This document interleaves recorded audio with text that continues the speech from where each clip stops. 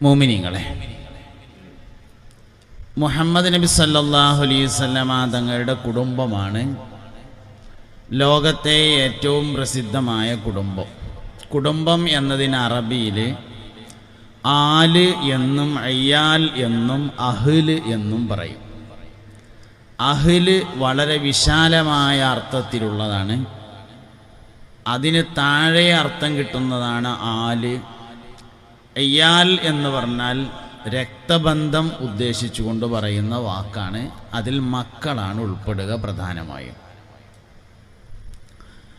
മനുഷ്യൻ മറ്റൊരു മനുഷ്യനുമായി ഒരുപാട് തരത്തിലുള്ള ബന്ധങ്ങളുണ്ട്. സാഹോദര്യ ബന്ധം ഏറ്റവും വലിയ ബന്ധമാണ്. മുഅ്മിനീങ്ങൾ പരസ്പരമുള്ളത് സാഹോദര്യ ബന്ധമാണ്. അതിന് ഇഖ്വത്ത് എന്ന് പറയും. അൽ ഉഖുവത്തു ഫിൽ ഇസ്ലാം എന്ന മദ്രസയിലെ ബുക്കിലൊരു പാഠമുണ്ട്.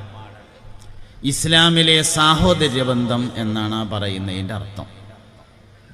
സാഹോദര്യബന്ധം നിലനിൽക്കാൻ ഒരുപാട് കാര്യങ്ങൾ ചെയ്യേണ്ടതുണ്ട്. തകരാൻ 3 കാര്യം ചെയ്താൽ മതിയാവും. നേരാവാൻ കുറേ കാര്യം ചെയ്യണം. കേടരാൻ വെറും 3 കാര്യം മതി. സൂറത്തുൽ ഹുജറാത്തിൽ അല്ലാഹു സുബ്ഹാനഹു വ തആല സാഹോദര്യബന്ധം തകർക്കുന്ന കാര്യങ്ങൾ പറഞ്ഞിട്ടുണ്ട്. അതിന്മേൽ നമുക്ക് തുടങ്ങാം. ഇന്നമൽ മുഅ്മിനൂന ഇഖ്വാ, മുഅ്മിനീങ്ങൾ സഹോദരങ്ങളാണ് എന്ന് പറയാണ് ആദ്യം പരിശുദ്ധ ഖുർആൻ. ഇഖ്വത്ത് എന്ന വാക്ക് രക്തത്തിൽ പിറന്നവർക്ക് ഉപയോഗിക്കുന്ന വാക്കാണ്. ശരിക്ക് മുതലോരക്കിനടുത്തൊക്കെ ആ വാക്ക് ഉപയോഗിച്ചിട്ടുണ്ടാവും. ഇഖ്വത്തിനും അഖവാത്തിനും സമ്പത്തിൽ ഓഹരിയുണ്ട് എന്ന് പറഞ്ഞിട്ടുണ്ട്. മുതലിൽ ഓഹരി കിട്ടുന്ന രക്തബന്ധത്തെയാണ് ഇഖ്വത്ത് എന്ന് പറഞ്ഞത്. അതേ പ്രയോഗമാണ് മുഅ്മിനീങ്ങൾ പരസ്പരമുള്ള ബന്ധത്തെക്കുറിച്ച് പറഞ്ഞപ്പോഴും പരിശുദ്ധ ഖുർആൻ ഉപയോഗിച്ചിട്ടുള്ളത്. ഇന്നമൽ മുഅ്മിനൂന ഇഖ്വ പറഞ്ഞു വന്നിട്ട് അവസാനെത്തുമ്പോൾ 3 കാര്യങ്ങൾ ചെയ്താൽ സാഹോദര്യം തകരും എന്ന് പറയുന്നുണ്ട്. അതിലൊന്നാമത്തേത് കളിയാക്കലാണ്. യാ അയ്യുഹല്ലദീന ആമനൂ ലാ യസ്ഖർ ഖൗമും മിൻ ഖൗമിൻ അസാ അൻ യകൂനൂ ഖൈറൻ മിൻകും വലാ നിസാഉം മിൻ നിസാഇൻ അസാ അൻ യകുന്ന ഖൈറൻ മിൻഹുന്ന. ഒന്ന് കളിയാക്കിയാൽ സാഹോദര്യബന്ധം തകരുന്നതാണ്. ലാ യസ്ഖർ ഖൗമുൻ, ഒരു കൂട്ടരും കളിയാക്കരുത്. ഖൗമൻ, മറ്റൊരു കൂട്ടരെ. പരിഹാസം ദഅവത്തല്ല എന്നാണ്. ഇസ്ലാമിക പ്രബോധനത്തിൽ കളിയാക്കുക അതിൻ്റെ ആധുനിക ഭാഷയാണ് ട്രോള് എന്ന് പറയുന്നത്. കളിയാക്കുക എന്ന് പറഞ്ഞാൽ ചിലപ്പോൾ മനസ്സിലാവില്ല. പുതിയ ഭാഷ പറഞ്ഞാലേ മനസ്സിലാവുള്ളൂ. ട്രോളൽ ദഅവത്തല്ല എന്നാണ്. ഇസ്ലാമിക ദഅവത്തിൽ കളിയാക്കുക എന്ന് പറഞ്ഞൊരു പരിപാടി ഇല്ല. ഉണ്ടെങ്കിൽ അമ്പിയാക്കൾ ചെയ്യണമല്ലോ. എടാ അബുജായിലെ ഉളുപ്പില്ലാത്തവനെ എന്നൊന്നും പറഞ്ഞതായിട്ട് നമുക്ക് എവിടെയും കാണാൻ കഴിയൂല. ധൈര്യം ഉണ്ടടാ എനിക്ക് ഇത്ര പോരൂലെ പോത്തെ എന്നൊന്നും പറഞ്ഞിട്ട് അങ്ങനെയൊന്നും അബുജാലിനോട് പറഞ്ഞതായിട്ടൊന്നും എവിടെയും കാണൂല. ഇസ്ലാമിക ദഅവത്തിൽ കളിയാക്കുക എന്ന് പറഞ്ഞൊരു പരിപാടി ഇല്ല ശരിക്ക്.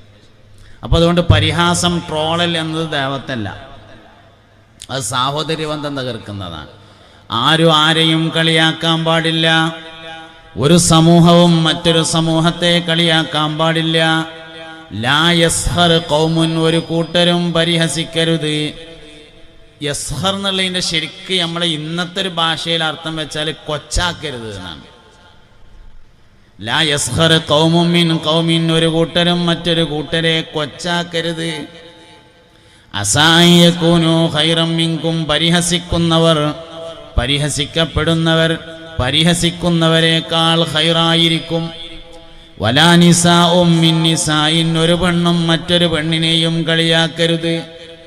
അസാ അൻ യകുന്ന ഖൈറൻ മിൻഹുന്ന, കളിയാക്കപ്പെടുന്നവൾ കളിയാക്കുന്നവളേക്കാൾ ഖൈറായവളായിരിക്കും.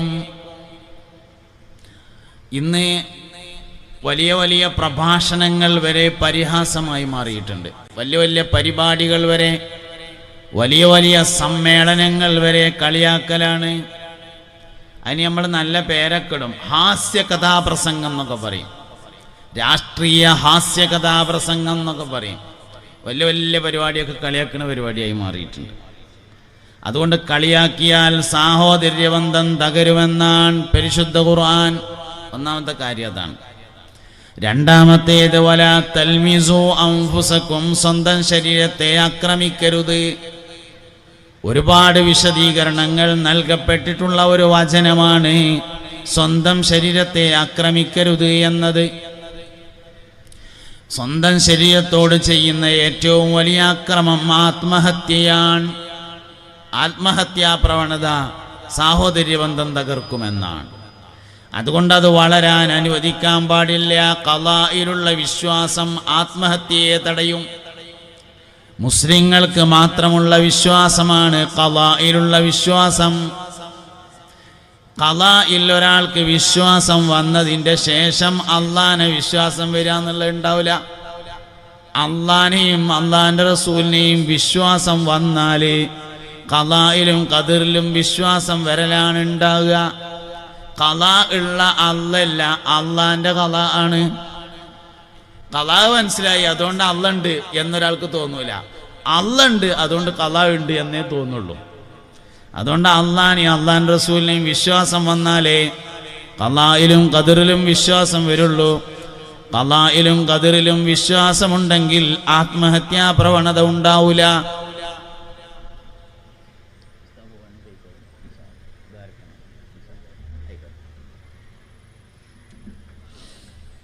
അപ്പൊ സ്വന്തം ശരീരത്തോട് ചെയ്യുന്ന അക്രമം അതാണ്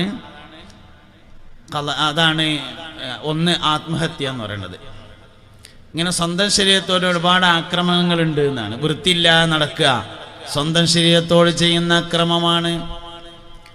രോഗമുണ്ടാവുമ്പോൾ മരുന്ന് കഴിക്കാതിരിക്കുക സ്വന്തം ശരീരത്തോട് ചെയ്യുന്ന അക്രമമാണ്. തവക്കുലിന്റെ വലിയ അയലാമർത്തബയിലുള്ള ആളുകളെ കുറിച്ചല്ല ഞാൻ പറഞ്ഞത്. അങ്ങനത്തെ ആൾക്കാരുണ്ട്. സിദ്ദീഖ് റളിയല്ലാഹു അൻഹു ഒരു ദിവസം പനി ഉണ്ടായി എന്നാണ്.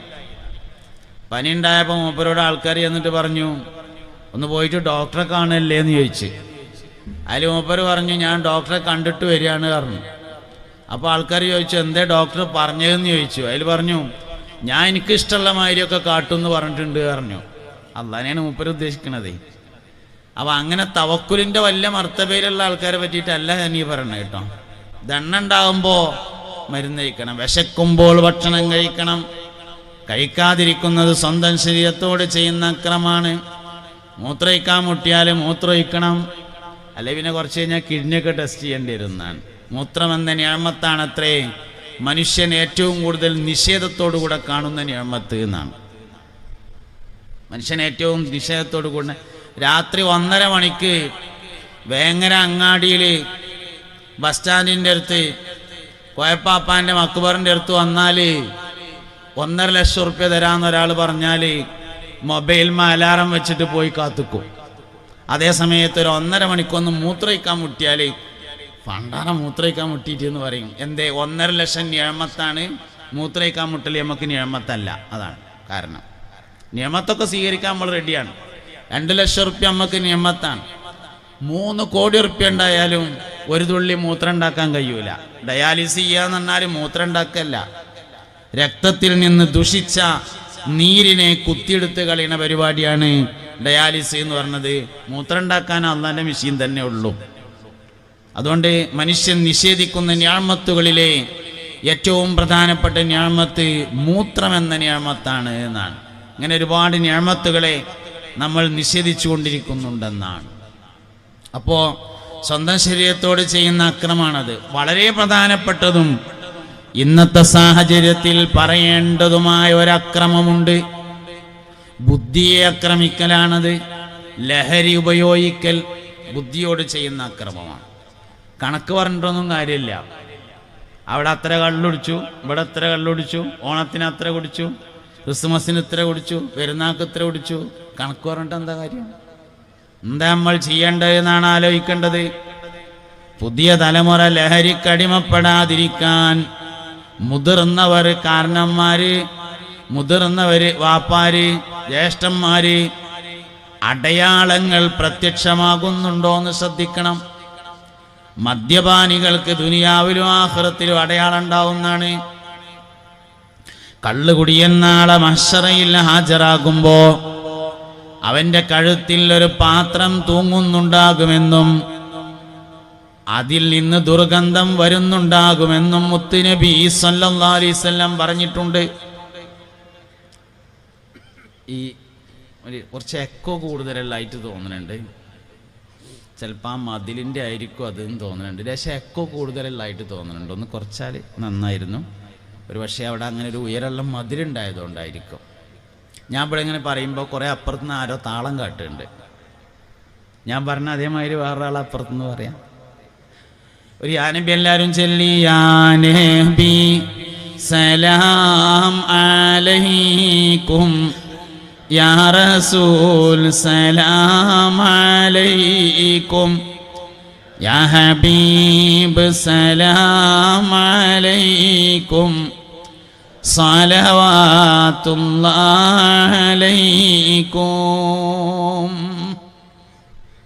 മുഅ്മിനീങ്ങളെ, അപ്പോൾ സ്വന്തം ശരീരത്തെ ആക്രമിക്കുക എന്ന് പറഞ്ഞതിൽ ഏറ്റവും പ്രധാനപ്പെട്ട ഒരു കാര്യമാണ് മയക്കുമരുന്നിൻ്റെ ഉപയോഗം. എന്താ നമ്മൾ ചെയ്യേണ്ടത്? നമ്മൾ ചെയ്യേണ്ടത് പുതിയ തലമുറയിൽ മയക്കുമരുന്ന് ഉപയോഗത്തിൻ്റെ ലക്ഷണങ്ങൾ പ്രകടമാകുന്നുണ്ടോ നോക്കണം.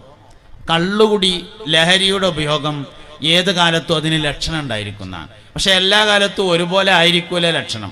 പണ്ടൊക്കെ കള്ളുടിച്ച ആൾക്കാർ വരുമ്പോൾ ഇങ്ങനെ WWW എന്ന് എഴുതിയ മാതിരിയാണ് വരിക.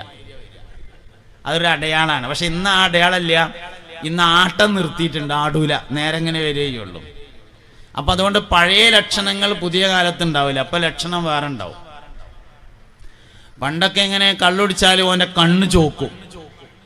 ഇപ്പോൾ കള്ളുടിച്ചാൽ അതിൻ്റെ ഒപ്പം തന്നെ കണ്ണിനൊറ്റിക്കാനുള്ള മരുന്നും കിട്ടും. വല്യമ്മാൻ്റെ അളന്നീം കോയമ്പാണെന്നാണ് തോന്നുക. അപ്പോൾ അതുകൊണ്ട് കണ്ണ് ചോക്കലും ഇല്ല. അങ്ങനെയാണ്. കള്ളുടിച്ചാൽ വാസന ഉണ്ടാവും. ഇപ്പോൾ വാസന നിർത്തിയെന്നാണ് കേട്ടത്.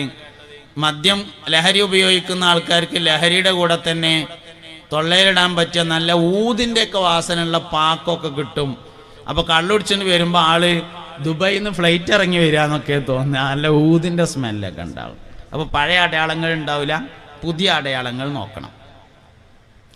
എന്താണ് പുതിയ അടയാളങ്ങൾ? ഞാൻ ഇപ്പോൾ കുറച്ച് അടയാളമാണ് പറയേണ്ട കാര്യമൊന്നുമില്ല, നാളെ മാറും. എന്നാലും കുറച്ച് അടയാളം പറയാം. ഒന്ന്, പാൻറ്റിൻ്റെ പോക്കറ്റ് വാസന ഉണ്ടാവും എന്നുള്ളതാണ്.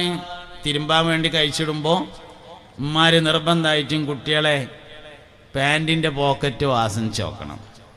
ചന്ദനത്തിരിയുടേതുപോലെയുള്ള വാസനകൾ തോന്നുന്നുണ്ടെങ്കിൽ ലഹരി പദാർത്ഥങ്ങൾ അതിൽ വെച്ചു എന്നതിൻ്റെ ഒരു ചെറിയ തെളിവായിട്ട് അതെടുക്കാം. വാസന ഒന്നുമില്ല, അതുകൊണ്ട് ഉണ്ടാവില്ല എന്ന് തീരുമാനിക്കരുത്. അതൊരടയാളാണെന്നേ ഉള്ളൂ. ചിലപ്പോൾ ഉണ്ടാവും, അല്ലെങ്കിൽ ഉണ്ടാവില്ല. രാത്രി കിടന്നുറങ്ങുന്ന റൂമിൽ നിന്ന് പേപ്പർ കത്തിച്ചതിൻ്റെ അടയാളങ്ങൾ കണ്ടാൽ ലഹരി ഉപയോഗിക്കുന്നതിൻ്റെ അടയാളമാണ്. വീട്ടിലാകുന്ന സമയത്തെപ്പോഴും വാതിൽ കുറ്റിയിടാൻ വേണ്ടി ശ്രദ്ധിക്കുന്നുണ്ടെങ്കിൽ ലഹരി ഉപയോഗത്തിൻ്റെ അടയാളമാണ്. ഒഴിഞ്ഞിരുന്ന് ദൂരേക്കിങ്ങനെ നോക്കുന്നതായി ശ്രദ്ധയിൽപ്പെട്ടാൽ ലഹരി ഉപയോഗിക്കുന്നു എന്നതിൻ്റെ അടയാളമാണ്. 20 രൂപയോ 50 രൂപയോ തുടങ്ങിയ 100 രൂപയിൽ താഴെയുള്ള പൈസ പെരേന്ന് ഇടക്കിടക്ക് കാണാതാകണത് വീട്ടിലാർക്കോ ലഹരി ഉപയോഗമുണ്ട് എന്നതിൻ്റെ അടയാളമാണ്. രാത്രി കിടന്നുറങ്ങുന്ന റൂമിൽ നിന്ന് ചെറിയ ചെറിയ പെട്ടികൾ കാണുന്നത്, ചെറിയ ബോക്സ്, എന്തിൻ്റെന്നറിയാത്ത ചെറിയ ചെറിയ ബോക്സുകൾ കാണുന്നത് ലഹരി ഉപയോഗിക്കുന്നതിൻ്റെ അടയാളമാണ്. ജീവിതത്തിൽ ഏറ്റവും ഇഷ്ടപ്പെടുന്ന mobile, laptop, cycle, motor cycle പോലത്തെ സാധനങ്ങൾ വിൽപ്പന നടത്താൻ വേണ്ടി ശ്രമിക്കുന്നത് ലഹരി ഉപയോഗിക്കുന്നതിൻ്റെ അടയാളമാണ്. മാതാപിതാക്കൾക്ക് പരിചയമില്ലാത്ത മുതിർന്ന ആളുകളുമായി അമിതമായ കൂട്ടുകെട്ടുണ്ടാകുന്നത് ലഹരി ഉപയോഗിക്കുന്നതിൻ്റെ അടയാളമായി കണക്കാക്കാം. ഭക്ഷണത്തോട് താല്പര്യം കുറഞ്ഞു വരുന്നതും കണ്ണിൻ്റെ ചുറ്റുഭാഗത്ത് അടയാളമാറ്റം കാണപ്പെടുന്നതും ലഹരിയുടെ അടയാളമായി മനസ്സിലാക്കാം. അകന്ന കുടുംബത്തോട് ദേഷ്യവും അകന്ന കുടുംബത്തോട് അമിതമായ ഇഷ്ടവും അടുത്ത കുടുംബത്തോട് അടങ്ങാത്ത ദേഷ്യവും കാണിക്കുന്നത് ലഹരിയുടെ ഉപയോഗത്തിൻ്റെ അടയാളമായി മനസ്സിലാക്കാം. ഉമ്മാനോടും പെങ്ങന്മാരോടും വലിയ വീറ, ഇളയമാൻ്റെ മാളെ കെട്ടിച്ചു കൊടുത്ത് കിടക്കിടക്ക് പോണുണ്ട്. അകന്ന കുടുംബത്തോട് താല്പര്യം, അടുത്ത കുടുംബത്തോട് ദേഷ്യം. ഇങ്ങനെയുള്ള ലക്ഷണങ്ങളൊക്കെ നോക്കിയിട്ട് ലഹരി ഉപയോഗം ഉണ്ടോ നോക്കണം. ഈ പറഞ്ഞത് നാട്ടുകാരെ കുട്ടികളെ പറ്റിയിട്ടല്ല, അവനാൻ്റെ കുട്ടികളെ നോക്കണം എന്നാണ് ഞാൻ ഈ പറയുന്നത്. അത് മറ്റവനോട് ഇക്കാരെന്ന് വിചാരിക്കരുത്. ഈ ഇരിക്കണ എല്ലാവരോടുമാണ്, സ്റ്റേജുമുള്ളവരോടും സദസ്സിലുള്ളവരോടും ഇന്നോടും നിങ്ങളോടും എല്ലാവരോടുമാണ് ഈ പറയണത്. അവനാൻ്റെ കുട്ടികളെ നോക്കണം. ഈ പറഞ്ഞതിൽ നിന്ന് ഏതെങ്കിലും 3 അടയാളങ്ങൾ കാണുകയാണെങ്കിൽ ലഹരിയുടെ ഉപയോഗമുണ്ടെന്ന് ഏകദേശം ഉറപ്പിക്കാം. അങ്ങനെ ഉറപ്പിച്ചു കഴിഞ്ഞാൽ ശാസ്ത്രീയമായ ചികിത്സ നൽകണം. ഡി അഡിക്ഷൻ സെന്റർ എന്നാണ് ലഹരിക്കടിമപ്പെട്ടവരെ ചികിത്സിക്കുന്ന സ്ഥാപനങ്ങൾക്ക് പറയുന്ന പേര്. ഗവൺമെൻറ്റും ഉണ്ട്, പ്രൈവറ്റും ഉണ്ട്, എല്ലായിടത്തും ഉണ്ട്. ഡി അഡിക്ഷൻ സെന്റർ എന്നാണ് ലഹരിക്കടിമപ്പെട്ടവരെ ചികിത്സിക്കുന്ന സ്ഥലങ്ങൾക്ക് പറയുന്ന പേര്. അവിടെ കൊണ്ടുപോയാൽ കൗൺസിലിംഗ് കൊണ്ട് മാറ്റാൻ കഴിയുന്നതായിരിക്കും തുടക്കത്തിലാണെങ്കിൽ, അത് മതിയാവും. എന്നാൽ ഭൂരിഭാഗവും മരുന്ന് കൂടി കഴിക്കേണ്ടി വരും. അങ്ങനെ മരുന്ന് കൊടുത്താൽ ഇന്ന് മാറ്റിയെടുക്കാവുന്ന അസുഖമാണ് അഡിക്ഷൻ. മരുന്ന് കൊടുത്താലും മാറ്റിയെടുക്കാം. വേറൊരു കാര്യം കൂട്ടത്തിൽ പറയാം, ലഹരിയേക്കാൾ വലിയ അഡിക്ഷൻ ഉണ്ട്. നമ്മൾ മനസ്സിലാക്കിയ വലിയ അഡിക്ഷൻ ഒരു പക്ഷേ ലഹരി ആയിരിക്കും. പക്ഷെ സത്യത്തിൽ ലഹരിയേക്കാൾ വലിയ അഡിക്ഷൻ ഉണ്ട്. ഗെയിം അഡിക്ഷനാണ് ഏറ്റവും വലിയ അഡിക്ഷൻ. ലഹരിയുടെ മേലെയാണത്.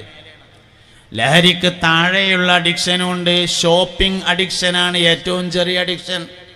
ഷോപ്പിംഗ് അഡിക്ഷൻ എന്ന് പറഞ്ഞാൽ സൂപ്പർ മാർക്കറ്റിക്ക് വെറുതെ ഇങ്ങനെ നിന്നപ്പോൾ സൂപ്പർ മാർക്കറ്റിക്കാണ് കയറിയിട്ട് ആ കൊട്ടയും വലിച്ചുങ്ങാണ്ട് ഇങ്ങനെ നടന്നുങ്ങാണ്ട് കാണുന്നതൊക്കെ അതിക്ക് ഇങ്ങനെ എടുത്തിട്ടിട്ട് ബില്ലടക്കുക. ആവശ്യമൊന്നുമില്ല, കണ്ടപ്പോൾ എടുക്കുക തന്നെ. അവസാനം കീശയിലുള്ള കായ് തികയില്ല, അപ്പോൾ കാർഡ് എടുത്ത് കൊടുക്കുക. അതും തികയണില്ല, അപ്പോൾ പിന്നെ ഗൂഗിൾ പേ ചെയ്ത് കൊടുക്കുക, അല്ലെങ്കിൽ നാളെ തരട്ടോ എന്ന് പറയാം. ഏറ്റവും ചെറിയൊരു അഡിക്ഷനാണത്. സൂപ്പർ മാർക്കറ്റിലേക്ക് പോണതിന് കുഴപ്പമൊന്നുമില്ല, പോണതിന് മുമ്പ് നമുക്ക് എന്തേ സാധനം വേണ്ടതെന്നുള്ളതിൻ്റെ ലിസ്റ്റ് വേണം. എന്നിട്ട് പോയിട്ട് ആവശ്യമുള്ള സാധനം വില കുറഞ്ഞതും ക്വാളിറ്റി ഉള്ളതും നോക്കി തിരഞ്ഞെടുക്കണം. വില കുറയണം, അത് നമ്മളെ സാമ്പത്തികത്തിൻ്റെ ഭാഗമാണ്. അതേസമയത്ത് ക്വാളിറ്റിയിൽ കോംപ്രമൈസ് ഉണ്ടാകാൻ പാടില്ല എന്നാണ്. ക്വാളിറ്റിയിൽ കോംപ്രമൈസ് ചെയ്താൽ ജീവിതത്തിൻ്റെ നിലവാരം കുറയുമെന്നാണ്. ക്വാളിറ്റി ഉള്ള വസ്തുക്കൾ ഉപയോഗിക്കുന്ന ആൾ ക്വാളിറ്റി ഉള്ള ആളായിരിക്കും. ക്വാളിറ്റി കുറഞ്ഞ വസ്തു ഉപയോഗിക്കുന്ന ആൾ ക്വാളിറ്റി കുറഞ്ഞ ആളും ആയിരിക്കുമെന്നാണ്. അതുകൊണ്ട് ക്വാളിറ്റിയിൽ നിലവാരത്തിൽ കോംപ്രമൈസ് ചെയ്യാൻ പാടില്ല, വിലയിൽ കോംപ്രമൈസ് ഉണ്ടാവും വേണം. കാരണം അത് നമ്മളെ സാമ്പത്തികത്തെ ബാധിക്കും. അപ്പം അങ്ങനെ. അപ്പോൾ ഏറ്റവും ചെറിയ അഡിക്ഷൻ ഷോപ്പിംഗ് അഡിക്ഷനാണ്. ഏറ്റവും വലിയ അഡിക്ഷൻ ഗെയിം അഡിക്ഷനാണ്. അതിൻ്റെ ഇടയിലാണ് ശരിക്ക് ലഹരി അഡിക്ഷൻ ഉള്ളത്. അതേസമയത്ത് ഇന്നത്തെ സമൂഹത്തെ ഏറ്റവും കൂടുതൽ ബോധവൽക്കരിക്കേണ്ടത് ലഹരി അഡിക്ഷനെ കുറിച്ചാണ് എന്ന് മാത്രം. അത് ബുദ്ധിയെ താറുമാറാക്കുന്നതാണ്. അപ്പോൾ സ്വന്തം ശരീരത്തോട് ചെയ്യുന്ന അക്രമം എന്നതിന് ഒരുപാട് വിശദീകരണങ്ങളുണ്ട്. അതിലേറ്റവും പ്രധാനപ്പെട്ട ഒരു വിശദീകരണമാണ് ലഹരി ഉപയോഗിക്കുക എന്ന് പറഞ്ഞത്. മുസ്ലിങ്ങൾ പരസ്പരമുള്ള സാഹോദര്യബന്ധം തകരാൻ 3 കാരണങ്ങളാണ്. ഒന്ന് കളിയാക്കലാണ്, രണ്ടാമത്തേത് സ്വന്തം ശരീരത്തെ ആക്രമിക്കലാണ്, ഇനി മൂന്നാമത്തത് പറയാം. മൂന്നാമത്തതാണ് വളരെ പ്രധാനപ്പെട്ടത്. വലാ തൽമിസു അൻഫുസകും വലാ തനാബസു ബിൽ അൽഖാബ്. നിങ്ങളാരും നിങ്ങളുടെ സഹോദരങ്ങളുടെ ടൈറ്റ് പേര് വിളിക്കരുതേ. എൻ്റെ വക ഒന്നുമില്ല കേട്ടോ, ഖുർആൻ ഓതി അർത്ഥം വെച്ചതാണ്. നിങ്ങൾക്ക് ഇന്നോട് ഈറൊടിച്ചിട്ട് ഒരു കാര്യമില്ല, ഇന്നോട് ദേഷ്യം വന്നിട്ട് കാര്യമൊന്നുമില്ല. ഖുർആൻ ഓതി അർത്ഥം വെച്ചതാണ്. വലാ തനാബസു അൻഫുസകും വലാ തനാബസു ബിൽ അൽഖാബ്. മുഅ്മിനീങ്ങൾക്കിടയിലുള്ള സാഹോദര്യ ബന്ധം തകർക്കും ടൈറ്റ് പേര് വിളിച്ചാൽ. ഇന്ന് നമുക്കിടയിൽ ചില ആളുകളുടെ ഒറിജിനൽ പേര് എന്താണെന്ന് പോലും അറിയാത്ത തരത്തിൽ ടൈറ്റ് പേര് വ്യാപകമാണ്. ഓമനപ്പേരല്ല ഉദ്ദേശിച്ചത് കേട്ടോ, അത് വിളിച്ചോളി, കുഴപ്പമൊന്നുമില്ല. സ്ഥാനപ്പേരും അല്ല ഉദ്ദേശിച്ചത്, അതും വിളിച്ചോളി, അതിനും കുഴപ്പമില്ല. സ്ഥാനപ്പേരല്ല ഇവിടെ ഉദ്ദേശിച്ചിട്ടുള്ളത്. ലഖബലം എന്ന് പറഞ്ഞാൽ സംഗതിയിൽ ഓമനപ്പേരാണ്. പക്ഷെ ഇവിടുത്തെ ഉദ്ദേശം ഓമനപ്പേരല്ല. അതിന് കുഴപ്പമില്ല. കുഞ്ഞുട്ടിയോലേര് എന്ന് വിളിക്കണതിന് കുഴപ്പമൊന്നുമില്ല. കുഞ്ഞാപ്പുവാജി എന്ന് വിളിക്കണതിന് കുഴപ്പമില്ല. അത് ഓമനപ്പേരാണ്. വിളിക്കുന്ന ആൾക്കും കേൾക്കുന്ന ആൾക്കും സന്തോഷം ഉണ്ടെങ്കിൽ ഒരു വിരോധമില്ല. അല്ലെങ്കിലും പേര് വിളിക്കുമ്പോൾ വിളിക്കണവന് ഇഷ്ടപ്പെട്ട പേരല്ല വിളിക്കേണ്ടത്, കേൾക്കണവന് ഇഷ്ടമുള്ള പേരാ വിളിക്കേണ്ടത്. വിളിക്കുന്ന ആൾക്ക് എന്തെല്ലാം ഇഷ്ടമുണ്ടാവും. വിളിക്കുന്നവന് ഇഷ്ടപ്പെട്ട പേരിനെയല്ല നല്ല പേരെന്ന് പറയുന്നത്. കേൾക്കുന്നവന് കേൾക്കാൻ ഇഷ്ടമുള്ള പേരാണ് നല്ല പേര്. ഒരു മനുഷ്യന്റെ വ്യക്തിത്വത്തിലേക്ക് കയറി ചെല്ലാനുള്ള കോണിപ്പടിയാണ് അവന്റെ പേരെന്നാണ്. ഏതൊരു മനുഷ്യന്റെയും വ്യക്തിത്വത്തിലേക്ക് കയറി ചെല്ലാൻ അവന്റെ പേര് സഹായിക്കുമെന്നാണ്. അപ്പം നമ്മളെല്ലാവരും കൂടി ഇവിടെ എങ്ങനെ ഇരിക്കുകയാണ്. നിങ്ങളെല്ലാവരും 3ാം ക്ലാസ്സുകാരാണെന്ന് വിചാരിച്ചോളി. ഞാൻ 3ാം ക്ലാസ്സിൽ ഉസ്താദുമാണ്. അങ്ങനെ വിചാരിക്കുക, അതിന് കുഴപ്പമൊന്നുമില്ലല്ലോ. നിങ്ങളെല്ലാവരും ഇപ്പം 3ാം ക്ലാസ്സിലാണുള്ളത്, ഞാൻ 3ാം ക്ലാസ്സിൽ ഉസ്താദാണ്. അപ്പോൾ 3ാം ക്ലാസ്സിൽ ഉസ്താദ് കുട്ടികളോട് പറയാണ്, ഒരു ഗ്ലാസ് പച്ചവെള്ളം കൊണ്ടുവരീന്ന് പറഞ്ഞു. അപ്പോൾ പറഞ്ഞു, ആരേലും ഒരാൾ പോയിട്ട് ഒരു ഗ്ലാസ് പച്ചവെള്ളം കൊണ്ടുവരീന്ന് പറഞ്ഞാൽ ആരും നീച്ചൂല. എല്ലാവരും കരുതും അത് മറ്റോ പോയിക്കോളും, ആരേലും ഒരാളല്ലേ, അതോ പോയിക്കോളും. അതേ സമയത്ത് അബ്ദുറഹ്മാൻ പോയിട്ട് ഒരു ഗ്ലാസ് വെള്ളം കൊണ്ടുവരീന്ന് പറഞ്ഞാൽ അബ്ദുറഹ്മാൻ എഴുന്നേൽക്കലും പോകലും നിർബന്ധമാകും. ഒരു മനുഷ്യന്റെ വ്യക്തിത്വത്തിലേക്ക് കയറി ചെല്ലാനുള്ള കോണിപ്പടിയാണ് അയാളുടെ പേര്. പരിചയപ്പെടുന്ന ആളുകളുടെ ഒക്കെ പേര് ചോദിക്കണം എന്നാണ്. പേര് ചോദിച്ച ആളുകളെ മഹ്ശറയിൽ കണ്ടുമുട്ടുമെന്നാണ്. ചിലപ്പോൾ നമുക്ക് ഓർക്കാൻ പറ്റിക്കോണമെന്നൊന്നുമില്ല. എല്ലാവരും കൂടിയും പേരെങ്ങനെ ആലോചിക്കാം. എനിക്ക് തീരെ കഴിയാത്തൊരു പരിപാടിയാണ്. ഒരിക്കൽ കണ്ട ആളെ പിന്നെ ഒരിക്കൽ കാണുമ്പോൾ ഓർമ്മ ഉണ്ടാവില്ല. ആദ്യത്തെ ദിവസമൊന്നും മറക്കൂല, പക്ഷെ ആൾക്കാരെ മറക്കും. പിന്നെ ഗൾഫിലൊക്കെ ചെന്നാൽ ചില ആൾക്കാർ 2-3 ദിവസമൊക്കെ ഓരോ വണ്ടിയിൽ നടന്നിട്ടുണ്ടാവും. പിന്നെ കുറച്ചേരം കഴിഞ്ഞിട്ട് കാണുമ്പോൾ ആളെ ഓർമ്മ ഉണ്ടാവില്ല. നിങ്ങൾക്ക് ഇന്ന അറിയില്ലേ എന്ന് ചോദിക്കും. ശരിക്കും പരിചയപ്പെടാൻ നിങ്ങൾക്ക് ഇന്ന അറിയില്ലേ എന്ന് ചോദിക്കാൻ പറ്റൂല എന്നാണ്. ഞാൻ ഇന്ന ആളാന്ന് പറയാണ് വേണ്ടത്. ശരിക്ക് ഒരാളെ നമ്മൾ കാണുമ്പോൾ കുറച്ചാലായിട്ട് തന്നെ കണ്ടിട്ട് ചോദിച്ചാൽ ശരിക്കും അസ്സലാമു അലൈക്കും ഇന്ന മനസ്സിലായോ എന്നല്ല ചോദിക്കേണ്ടത്. പിന്നെ അസ്സലാമു അലൈക്കും ഞാൻ സാലിം പൈസയാണ് എന്നാണ് പറയേണ്ടത്. അതാണ് ശരിയായ പരിചയപ്പെടൽ. കുറെ ഗൾഫീർ പ്രത്യേകിച്ച് എന്ത് ചെയ്യും, അസ്സലാമു അലൈക്കും മനസ്സിലായില്ലേ എന്ന്. ഇല്ല മനസ്സിലായില്ല, നിങ്ങൾക്കൊന്നും ഇപ്പം മനസ്സിലാവൂലേ എന്ന്.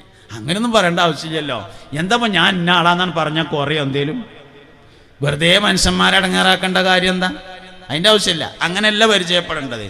സ്വന്തത്തെ ആദ്യം പരിചയപ്പെടുത്തണം. ഞാൻ ഇന്ന ആളാണ് എന്ന് പറയാൻ ഒരാൾക്ക് കഴിയുക, അത് വലിയൊരു സംഭവമാണ്.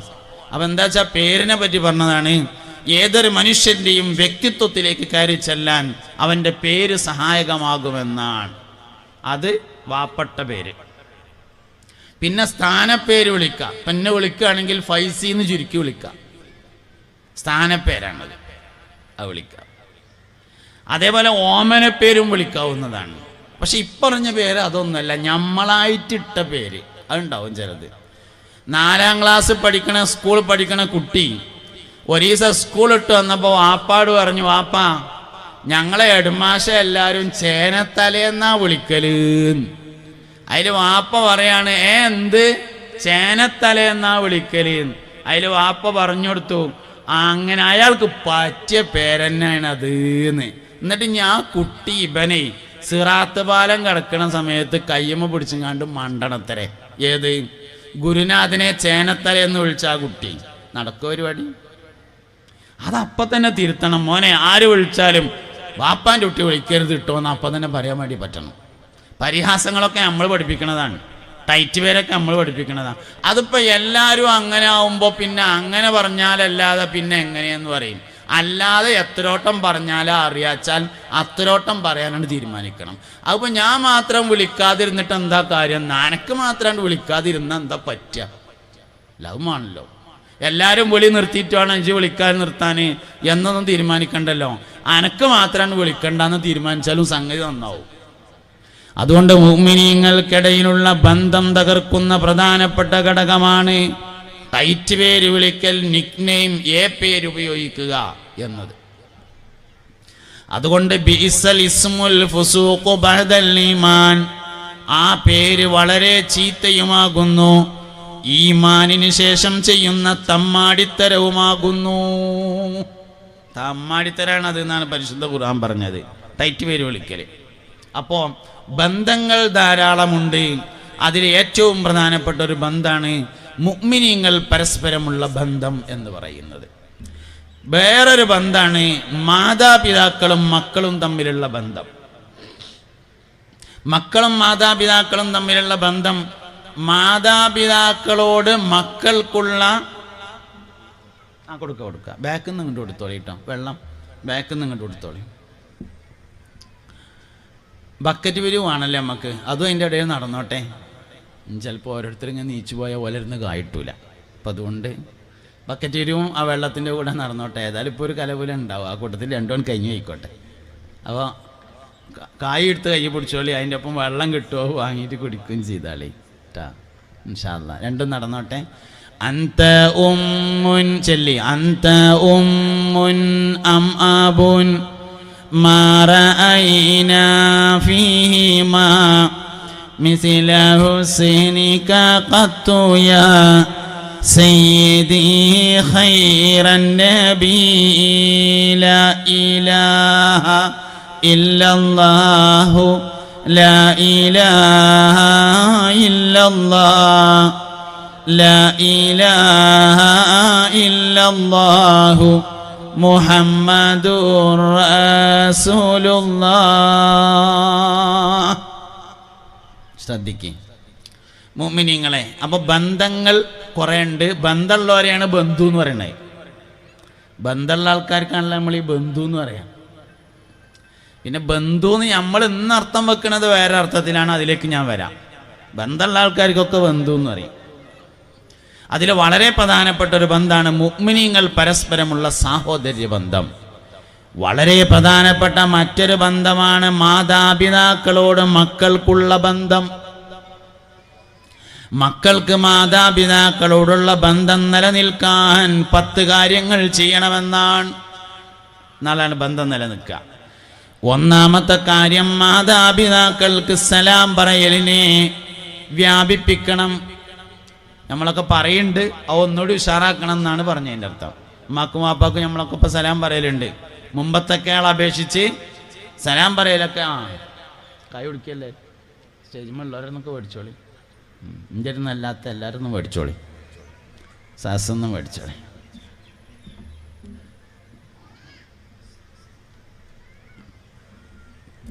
മുഅ്മിനീങ്ങളെ, മാതാപിതാക്കളോട് മക്കൾക്കുള്ള ബന്ധം സ്ഥിരപ്പെടാൻ, ഉറച്ചു നിൽക്കാൻ 10 കാര്യങ്ങൾ ചെയ്യണം. ഒന്ന് സലാം പറയലാണ്. നമ്മളൊക്കെ ചെയ്യണ തന്നെയാണ്, ഒന്നുകൂടി ഉഷാറാക്കണം. ഞാനൊരാളെ കണ്ടിട്ടുണ്ട്, അയാൾ ഇടയ്ക്കിടയ്ക്ക് വരും. എന്തിനാന്ന് ചോദിച്ചാൽ സലാം പറയാമെന്നാണ് അറിയും.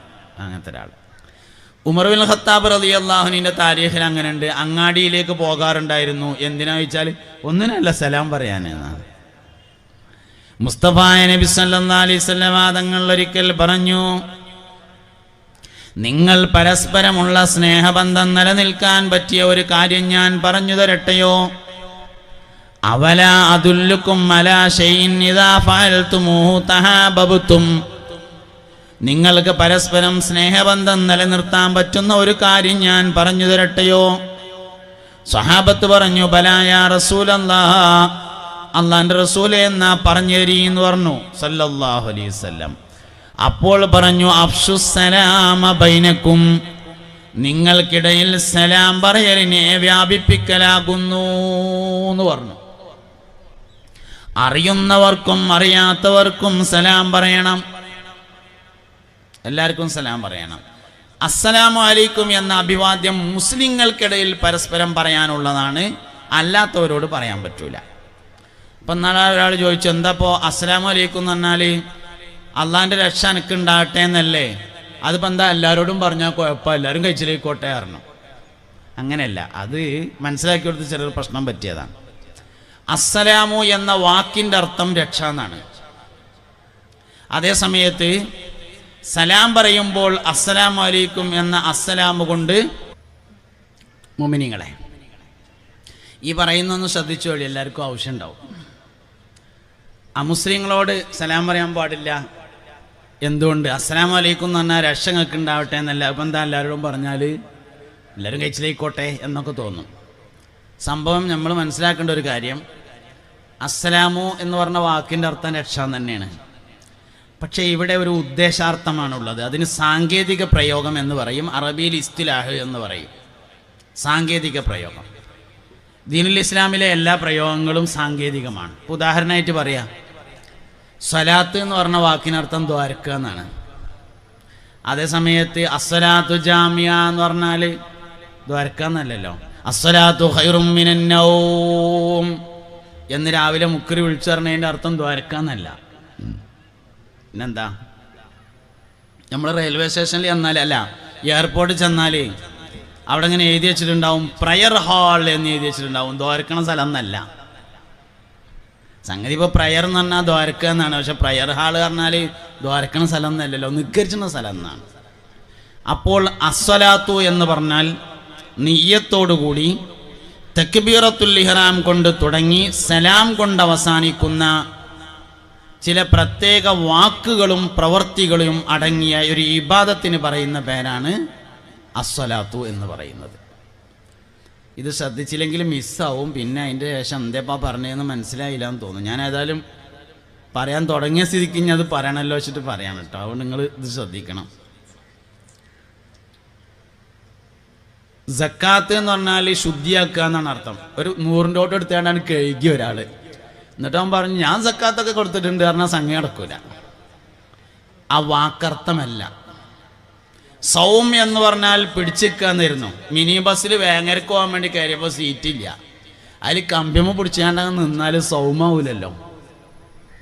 പിന്നെന്തു വേണം? നെയ്യത്തോടുകൂടി പ്രഭാതം മുതൽ പ്രദോഷം വരെ നോമ്പ് മുറിയുന്ന കാര്യങ്ങളെ തൊട്ട് പിടിച്ചു നിൽക്കുന്നതിനാണ് സൗം എന്ന് പറയുന്നത്. ഇങ്ങനെയുള്ള പ്രയോഗങ്ങളെയാണ് സാങ്കേതിക പ്രയോഗങ്ങൾ എന്ന് പറയുക. അതിന് അറബിയിൽ ഇസ്തിലാഹ് എന്ന് പറയും. ശരീഅത്തുൽ ഇസ്ലാമിലെ എല്ലാ പ്രയോഗങ്ങൾ പരിശോധിച്ചാലും ഇങ്ങനെയാണ്. ഹജ്ജ് എന്ന് പറഞ്ഞാൽ സാങ്കേതികമാണ്. ഉംറ എന്ന് പറഞ്ഞാൽ ഒരു സാങ്കേതിക പ്രയോഗമാണ്. ഇങ്ങനെ എല്ലാ പ്രയോഗങ്ങളും സാങ്കേതികമാണ്. അങ്ങനെയാണെങ്കിൽ അസ്സലാമു എന്ന് പറയുന്നത് ഒരു സാങ്കേതിക പ്രയോഗമാണ്. ദാറുസ്സലാം എന്ന് പറയുന്ന ഒരു സ്ഥലമുണ്ട്, സ്വർഗത്തിൻ്റെ പേരാണത്. ദാറുസ്സലാം, രക്ഷയുടെ വീട് എന്നാണ് ആ വാക്കിൻ്റെ അർത്ഥം. അത് സ്വർഗത്തിനാ പറയാം. അസ്സലാമു അലൈക്കും എന്ന് പറഞ്ഞാൽ അതിൻ്റെ അർത്ഥം നിലവിലുള്ള ഈമാനിൽ സ്ഥിരമായി നിൽക്കുകയും അങ്ങനെയുള്ള ഈമാനിൽ തന്നെ മരണപ്പെടുകയും അതു കാരണം ദാറുസ്സലാമിൽ എത്തിച്ചേരുകയും ചെയ്യട്ടെ എന്നാണ്. നിലവിലുള്ള ഈമാനിൽ നിൽക്കുക എന്നുള്ളത് നിലവിൽ മൂമിനായ ആൾക്കേ ബാധകാവുള്ളൂ എന്നതുകൊണ്ടാണ് അത് മൂമിനീങ്ങളോട് പറയാനുള്ളതാണ് എന്ന് പറഞ്ഞതിൻ്റെ കാരണം. അല്ലാതെ നമ്മൾ അർത്ഥം വെച്ച രക്ഷ അല്ല അത്. വാക്കർത്ഥം രക്ഷ തന്നെയാണ്, പക്ഷെ അതൊരു ഇസ്തിലാഹാണ്, സാങ്കേതിക പ്രയോഗമാണ്. നിലവിലുള്ള ഈമാനിൽ മരണം വരെ നിൽക്കുക, അങ്ങനെ മരിക്കുക, ദാറുസ്സലാമിൽ എത്തിച്ചേരുക എന്നതാണ് അസ്സലാമു അലൈക്കും. അത് നിലവിൽ മൂമിനായ ആൾക്കേ ബാധകാവുള്ളൂ എന്നതുകൊണ്ടാണ് മൂമിനോട് പറഞ്ഞാൽ മതി എന്ന് പറഞ്ഞിട്ടുള്ളതിൻ്റെ കാരണം. അപ്പോൾ സലാം പറയൽ സാഹോദര്യ ബന്ധം നിലനിർത്തും. അതുകൊണ്ട് മാതാപിതാക്കളോടുള്ള ബന്ധം ഉറക്കാൻ, സ്ഥിരപ്പെട്ടു നിൽക്കാൻ, ഇളകാതിരിക്കാൻ വേണ്ട 10 കാര്യങ്ങളിൽ ഒന്നാമത്തേത് അവരോട് സലാം പറയലാണ്. രണ്ടാമത്തെ കാര്യം മാതാപിതാക്കൾക്ക് വേണ്ടി സ്വകാര്യതയിൽ ദുആ ചെയ്യലാണ്. വാപ്പിമ്മ അറിയാതെ ഓൽക്ക് വേണ്ടി ദ്വാരക്കുക. അതിനിപ്പോൾ വാപ്പാൻ്റെയും ഉമ്മാൻ്റെയും കാര്യം മാത്രമല്ല, ഏത് രണ്ടാൾക്കാരും പരസ്പരം ദുആ ചെയ്താൽ സ്നേഹം കൂടുന്നതാണ്. ഭാര്യ ഭർത്താവിന് വേണ്ടി സ്വകാര്യമായി ദുആ ചെയ്തു, സ്നേഹം കൂടും. ഭർത്താവ് ഭാര്യയ്ക്ക് വേണ്ടി സ്വകാര്യമായി ദുആ ചെയ്തു. മുതലാളി തൻ്റെ കീഴിലുള്ള തൊഴിലാളികൾക്ക് വേണ്ടി തഹജ്ജുദ് കഴിഞ്ഞിട്ട് ദോരുന്നു. തൊഴിലാളി മുതലാളിക്ക് വേണ്ടി സ്വലാത്ത് ചൊല്ലിയിട്ട് ദോരുന്നു. ഇതിലൊക്കെ അങ്ങനെ തന്നെയാണ്, ഏതിലും അങ്ങനെ തന്നെയാണ്. പ്രധാനപ്പെട്ട പ്രധാനാധ്യാപകൻ സഹാധ്യാപകർക്ക് വേണ്ടി ഖത്തം ദുആന്റെ ശേഷം ഖത്മുൽ ഖുർആന്റെ ശേഷം ദോരുന്നു. ഇങ്ങനെ സ്വകാര്യതയിൽ ആർക്ക് ദോരുന്നാലും സ്നേഹബന്ധം ഉണ്ടാവും. പ്രസിഡന്റ് കമ്മിറ്റി അംഗങ്ങൾക്ക് വേണ്ടി സ്വകാര്യമായി ദുആ ചെയ്തു. സെക്രട്ടറി കമ്മിറ്റി അംഗങ്ങൾക്ക് വേണ്ടി സ്വകാര്യമായി ദുആ ചെയ്തു. മുത്തവല്ലി നാട്ടുകാർക്ക് വേണ്ടി സ്വകാര്യമായി ദുആ ചെയ്തു. നാട്ടുകാര് കമ്മിറ്റിക്കാർക്ക് വേണ്ടി സ്വകാര്യത്തിൽ ദുആ ചെയ്തു. പരസ്പരം പിണങ്ങിയ രണ്ടാളുകൾ ആരും അറിയാതെ സ്വകാര്യമായി അങ്ങോട്ടും ഇങ്ങോട്ടും ദുആ ചെയ്തു. സ്വകാര്യമായുള്ള ദുആ സ്നേഹബന്ധം കൂട്ടും. അതുകൊണ്ട് മാതാപിതാക്കൾക്ക് വേണ്ടി മക്കൾ സ്വകാര്യമായി ദുആ ചെയ്യണം. ഇതാണ് തിരിച്ചും വേണം കേട്ടോ. പക്ഷെ നമ്മളിപ്പോൾ പറയണത് ഇതായതുകൊണ്ട് അത് പറഞ്ഞു എന്നേ കാര്യമുള്ളൂ. ഉമ്മാൻ്റെ മാപ്പാൻ്റെ ദുആൻ്റെ അത്രേ മക്കൾക്ക് ഗുണം കിട്ടുന്ന വേറൊരു ദുആ അള്ളാൻ്റെ ദുനിയാവിലുണ്ടാവില്ല എന്നുള്ളതാണ്. ബഹുമാനപ്പെട്ട സയ്യിദുനാ മുഹമ്മദ് ബിൻ ഇസ്മായിലുൽ ബുഖാരി റളിയല്ലാഹു അൻഹു എന്ന മഹാനുഭാവന് ചെറുപ്പത്തിൽ കണ്ണിന് കാഴ്ച കുറവായിരുന്നുവെന്നും തൻ്റെ ഉമ്മ ദ്വാരന്നിട്ട് കണ്ണിന് കാഴ്ച ഉണ്ടായിട്ട് 4000 ഉസ്താദുമാരെ നേരിൽ കണ്ട് ഇൽമു പഠിച്ചിട്ടുണ്ടെന്നുമാണ്. 4000 ഉസ്താദുമാരുണ്ടായിരുന്നു ഇമാം ബുഖാരി റളിയല്ലാഹു അൻഹു. 1000 പൂർവ്വ വിദ്യാർത്ഥികൾ സംഗമിക്കുന്നു. 90-ലധികം ഉസ്താദുമാരെ തെരഞ്ഞു പോവുകയും ചെയ്തു എന്ന് പറഞ്ഞു. വലിയ സന്തോഷം. ആ മുനീറിൻ്റെ കാല് മുഴുവനുണ്ടെങ്കിൽ ഇപ്പോൾ ഇത് ഇവിടുന്നൊക്കെ വിട്ടിന്നു എന്നാണ് എനിക്ക് തോന്നുന്നത്. അള്ളാഹു തആല ദീർഘായുസ്സും ആഫിയത്തും കൊടുക്കട്ടെ. എന്താ ആമീൻ പറയാൻ ഒരു മടി? അള്ളാഹു തആല ദീർഘായുസ്സും ആഫിയത്തും കൊടുക്കട്ടെ. അതുപോലെ ഇതിനു വേണ്ടി പ്രവർത്തിക്കുന്ന ഒരുപാട് ആളുകളുണ്ട്, സംഘാടകർ, സുഹൃത്തുക്കൾ, സഹോദരങ്ങൾ. എല്ലാവർക്കും അള്ളാഹു സിഹത്തും സലാമത്തും ആഫിയത്തും ബർക്കത്തും കൊടുക്കട്ടെ. ആ മുഅ്മിനീങ്ങളെ, സ്വകാര്യതയിൽ ദുആ ചെയ്താൽ സ്നേഹബന്ധം കൂടും. അപ്പോൾ വാപ്പിമീൻ തിരിച്ചിങ്ങോട്ടും തുറക്കണം, വാപ്പാക്കും ഉമ്മാക്കും വേണ്ടി അങ്ങോട്ടും തുറക്കണം. ഇപ്പം ഞാൻ പറയണത് അങ്ങോട്ട് തുറക്കണ കാര്യമായതുകൊണ്ട് അത് പറഞ്ഞു എന്നേ ഉള്ളൂ. മാതാപിതാക്കളുടെ ദുആ മക്കൾക്ക് കിട്ടിയതിൻ്റെ ഒരുപാട് ഉദാഹരണമുണ്ട്. ഷാഫി ഇമാം റളിയല്ലാഹു അൻഹു ദുആ കിട്ടിയതാണ്. ബഹുമാനപ്പെട്ട സയ്യിദുനാ മുഹമ്മദ് ബിൻ ഇദ്രീസ് ശാഫഈ റളിയല്ലാഹു അൻഹു ഉമ്മാന്റെ ദുആ കിട്ടിയതാണ്.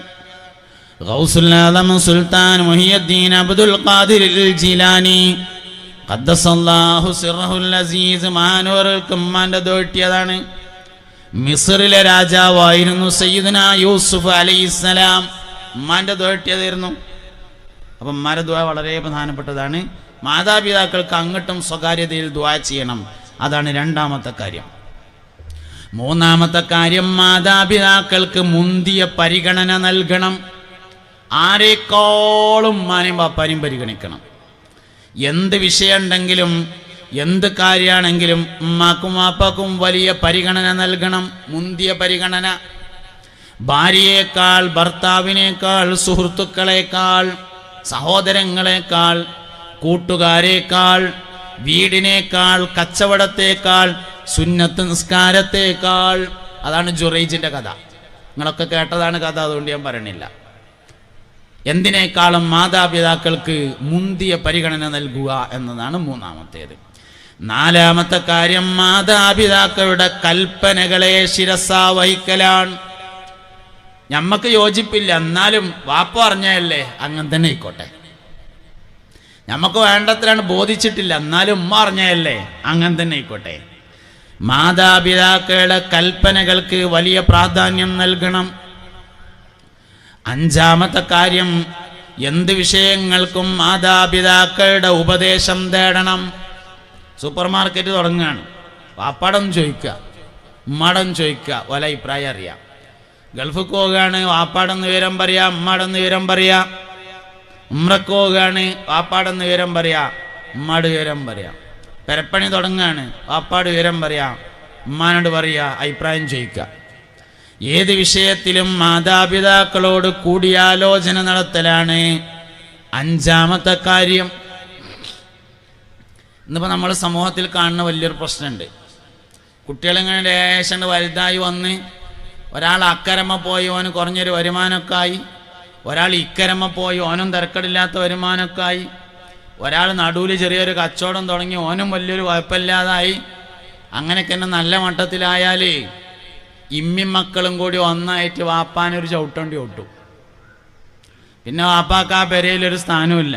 ഒന്നിലും അഭിപ്രായം ചോദിക്കൂല, ഒന്നിലും മൂപ്പർക്ക് ഇടപെടാൻ പറ്റൂല, ഒന്നിലും മൂപ്പരോടൊട്ട് ചോദ്യമില്ല.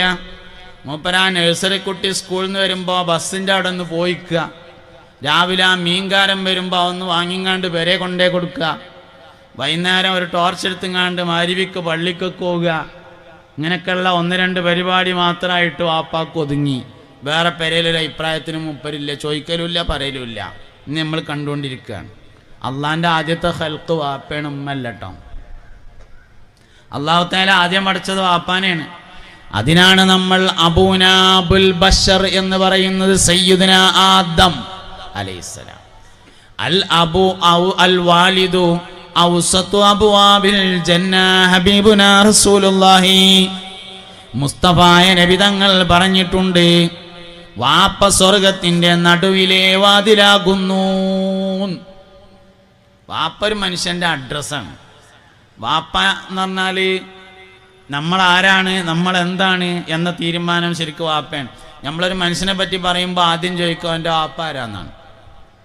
അതിങ്ങനെ തലമ ഇങ്ങനെ മാന്തിങ്ങാണ്ട് പറഞ്ഞു വാപ്പ എന്ന് പറഞ്ഞാൽ അതിൻ്റെ അർത്ഥം തന്തല്ലാത്തവനാണെന്ന്. അവൻ എത്ര വലിയ പറഞ്ഞിട്ടൊരു പ്രയോജനമില്ല, കേൾക്കൂല. മനുഷ്യൻ്റെ അഡ്രസ്സ് എന്നതും എൻ്റെ വാപ്പയാണ്. മുത്തുനബി പറഞ്ഞിട്ടുണ്ട് സല്ലല്ലാഹു അലൈഹി വസല്ലം, അന ഫീ മില്ലത്തി അബീ ഇബ്രാഹിം, ഞാൻ എൻ്റെ വാപ്പയായ ഇബ്രാഹിമിൻ്റെ മാർഗത്തിലാണ്. ഞാൻ ഫീ മില്ലത്തി മാർഗത്തിലാണ്, അബി എൻ്റെ പിതാവായ ഇബ്രാഹിമിൻ്റെ മാർഗത്തിലാണ് അലൈഹിസ്സലാം. അത് നല്ല മലയാളത്തിൽ നേരങ്ങത്തിൽ അർത്ഥം വെക്കുകയാണെങ്കിൽ കേട്ടോ, നമ്മളെ വേങ്ങര ഭാഷയിൽ അർത്ഥം വെച്ചാൽ അതിൻ്റെ അർത്ഥം അങ്ങനെയല്ല. അനഫി മില്ലത്തി അബി ഇബ്രാഹിം എന്ന് പറഞ്ഞാൽ വേങ്ങര ഭാഷയിൽ അതിൻ്റെ അർത്ഥം എങ്ങനെ വരും നിങ്ങളറിയങ്ങൾ? എൻ്റെ വാപ്പാരാന്നറിയാൻ എനിക്ക് ഇബ്രാഹിമാണ്, ആലോചിച്ച് കളിച്ചോണ്ടു എന്നാണ് അതിൻ്റെ നമ്മളെ നാടൻ ഭാഷയിൽ അർത്ഥം. ഒരു മനുഷ്യൻ്റെ ഫലം അവൻ്റെ വാപ്പയാണ്, ഒരു മനുഷ്യൻ്റെ അഡ്രസ്സ് അവൻ്റെ വാപ്പയാണ്. അതുകൊണ്ട് വാപ്പാക്ക് മുന്തിയ പരിഗണന കൊടുക്കണം. ഇമ്മാനെ നമ്മൾ എപ്പോഴും പറയായതുകൊണ്ട് ഞാൻ വാപ്പാനെ പറഞ്ഞതാണെന്നേ ഉള്ളൂ. ഉമ്മാനെ മോശമാക്കണം എന്ന് ഈ പറഞ്ഞതിന് അർത്ഥമല്ല. വാപ്പാക്ക് വലിയ പരിഗണന കൊടുക്കണം. അതുകൊണ്ട് 5ാമത്തെ കാര്യം മാതാപിതാക്കളുടെ കൽപ്പനകളെ അനുസരിക്കുക എന്നതാണ്. 6ാമത്തെ കാര്യം ജോലിയും വരുമാനവുമായി തുടങ്ങിയാൽ മാതാപിതാക്കൾക്ക് ഹദിയ കൊടുക്കണം. ഹദിയ എന്ന് പറഞ്ഞാൽ ബഹുമാനിച്ചുകൊണ്ട് നൽകുന്നതാണ്. ഉള്ളവർക്കും കൊടുക്കാം, ഇല്ലാത്തവർക്കും കൊടുക്കാം.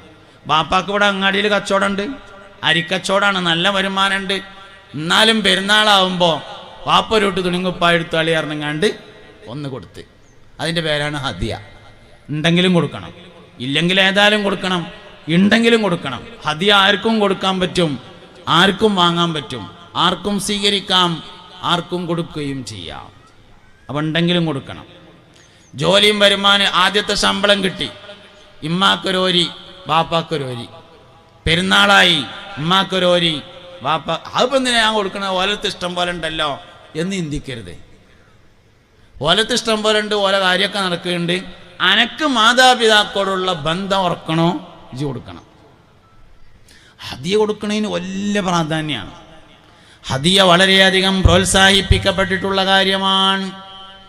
മുസ്തഫായ നബി സല്ലല്ലാഹു അലൈഹി വസല്ലമ തങ്ങൾ ഒരു മടിയും കൂടാതെ സ്വീകരിച്ചിരുന്നതായിരുന്നു ഹദിയ.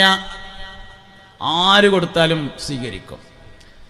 മുത്തുനബിയെ സല്ലല്ലാഹു അലൈഹി വസല്ലമയെ ഒട്ടകത്തിൻ്റെ കുളമ്പ് കൊണ്ട് സൂപ്പുണ്ടാക്കിയിട്ട് ഹദിയ കൊടുത്താലും നബി തങ്ങൾ സ്വീകരിക്കാറുണ്ടായിരുന്നു. എല്ല് വാങ്ങാനുള്ള പൈസ ഇല്ല, കുളമ്പ് കൊടുന്നിട്ട് അത് തട്ടിക്കഴിച്ചങ്ങാണ്ട് അതുകൊണ്ട് സൂപ്പ് ഉണ്ടാക്കിയിട്ട് കൊണ്ടു കൊടുത്താലും ഹദിയ സ്വീകരിക്കും. അതേ സമയത്ത് സ്വതക്ക സ്വീകരിക്കാറില്ല. സയ്യിദുനാ സൽമാനുൽ ഫാരിസി റളിയല്ലാഹു അൻഹു, പേർഷ്യക്കാരനായ സൽമാൻ റളിയല്ലാഹു അൻഹു ഇസ്ലാമിലേക്ക് വരാനുണ്ടായ ഒരു കാരണം, സൽമാൻ അൽ ഫാരിസി വെളുത്ത വർഗക്കാരനായ അടിമയും ബിലാൽ റളിയല്ലാഹു അൻഹു കറുത്ത വർഗക്കാരനായ അടിമയുമാണ്. 2 അടിമകളാണ് ഇസ്ലാമിൽ വിപ്ലവം തീർത്തത്. ഒന്ന് കറുത്ത വർഗക്കാരനായ ഒരു അടിമ സയ്യിദുനാ ബിലാൽ റളിയല്ലാഹു അൻഹു, നമ്മളെ നേതാവ് ബിലാൽ റളിയല്ലാഹു അൻഹു. രണ്ടാമത്തേത് വെളുത്ത വർഗക്കാരനായ ഒരു അടിമ സയ്യിദുനാ സൽമാനുൽ ഫാരിസി റളിയല്ലാഹു അൻഹു. ഒരിക്കൽ പൂർവകാല വേദങ്ങളിൽ നിന്ന് സൽമാനുൽ ഫാരിസി അവസാന പ്രവാചകൻ സ്വതക്ക ഭക്ഷിക്കുകയില്ല എന്ന് മനസ്സിലാക്കിയിരുന്നു. അങ്ങനെ ഒരിക്കൽ നബി തങ്ങൾക്ക് പരീക്ഷണാർത്ഥം ഇസ്ലാമിലേക്ക് വരുന്നതിൻ്റെ മുമ്പ് പരീക്ഷണാർത്ഥം അല്പം ഈത്തപ്പഴമെടുത്ത് കൊണ്ടേ കൊടുത്തിട്ട് പറഞ്ഞു, മുഹമ്മദേ, ഇത് നിനക്ക് സ്വതക്കയാണ് എന്ന് പറഞ്ഞു സല്ലല്ലാഹു അലൈഹി വസല്ലം. അപ്പോൾ പറഞ്ഞു, നഹ്നു മആശിറൽ അംബിയാ ലാ നഅ്കുലു സ്വതക്ക, ഞങ്ങൾ അമ്പിയാക്കൾ സ്വതക്ക ഭക്ഷിക്കുകയില്ല എന്ന് പറഞ്ഞു. മുത്തുനബി സല്ലല്ലാഹു അലൈഹി വസല്ലം സ്വതക്ക കഴിക്കാറില്ല. അതേ സമയത്ത് ഹദിയ ഓര് കൊടുത്താലും വാങ്ങും. അപ്പം മാതാപിതാക്കൾക്ക് ഹദിയ നൽകണം എന്നതാണ് 6ാമത്തെ കാര്യം. മാതാപിതാക്കൾക്ക് ഹദിയ കൊടുക്കണം, ഗുരുനാഥന്മാർക്കും കൊടുക്കണം.